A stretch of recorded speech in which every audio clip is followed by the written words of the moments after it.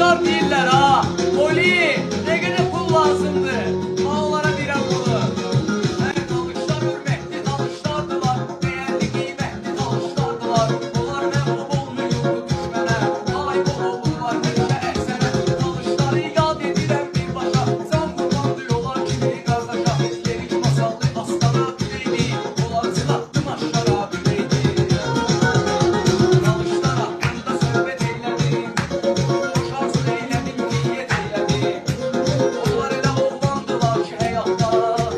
Harda gördüm onlara hürmət eylədim. Danışlar haqqında söhbət eylədim. Boş arzu eylədim, niyyət eylədim. Onlar elə oğlandılar ki həyatda. Harda gördüm onlara hürmət eylədim. İstənilən mövzuda meyxana sifariş eləyə bilərsiniz. Övladlarınıza, özünüzə, sevgilinizə, maşınınızın nömrəsini fərq eləmədən aşağıda WhatsApp nömrəm var, ya da zəng edin.